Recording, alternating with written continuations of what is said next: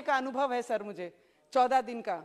ये महाराष्ट्र गवर्नमेंट ने उद्धव ठाकरे जी की गवर्नमेंट ने मुझे जेल में डाला था तभी। आमच्या महाराष्ट्रामध्ये 33 महीने सरकार में हनुमान जी का नाम लेना और राम जी का नाम लेना बहुत बड़ा गुनाह था।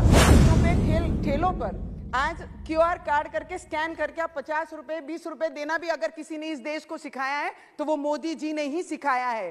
टैक्स ईमानदारी से अगर भरना है, अगर वो किसी ने सिखाया तो हमारे मोदी जी ने ही सिखाया है। सर हमारे महाराष्ट्र में 33 महीने की गवर्नमेंट थी, सरकार थी। आमच्या महाराष्ट्रामध्ये 33 महीने सरकार में हनुमान जी का नाम लेना और राम जी का नाम लेना बहुत बड़ा गुनाह था।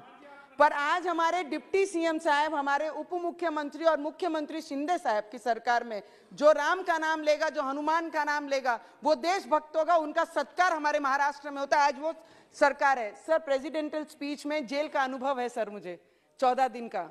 ये महाराष्ट्र गवर्नमेंट ने उद्धव ठाकरे जी की गवर्नमेंट ने मुझे जेल में डाला था तभी, जब गरीब लोग वहां पर जो कोई कारण से अरेस्ट हुए हैं या उनकी बेल हो चुकी है, पर बेल बॉन्ड भरने के लिए जिनके पास पैसे नहीं है उसका भी प्रावधान, या इस समय हमारे प्रेसिडेंशियल स्पीच में उन्होंने बताया है, वो सच में जेल में अगर देखेंगे तो बहुत ज्यादा तकलीफ में वो महिलाएं उस जेल में रहती हैं जिनके पास 5,000 बेल बॉन्ड भरने के लिए नहीं है या 10,000 रुपए बेल बॉन्ड भरने के लिए नहीं है। हमारे देश के प्रधानमंत्री जी का नारा है, ना खाऊंगा ना खाने दूंगा। इस तरीके की सोच रखने वाले पहले प्रधानमंत्री हमारे देश को मिले हैं। सर कई लोग भारत जोड़ो निकले थे सर, वेरी इंपॉर्टेंट, क्योंकि हम देश के युवा एज ए रिप्रेजेंटेटिव है, ये बोलना बहुत जरूरी है। कई लोग भारत जोड़े निकले थे। मुझे बताइए, भारत के इस देश के लोगों ने कभी भारत को टूटने दिया?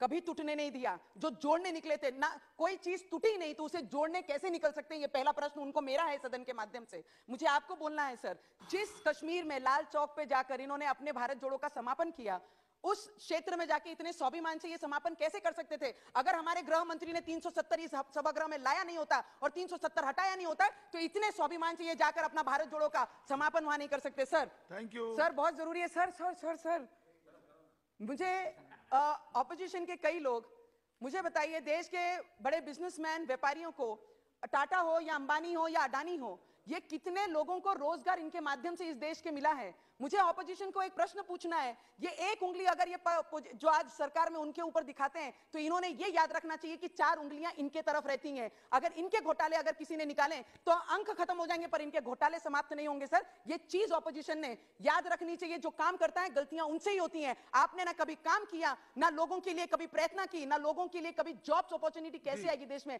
उसके लिए काम नहीं किया। Sir sir last 2 minute sir, just 1 minute में समाप्त कीजिए।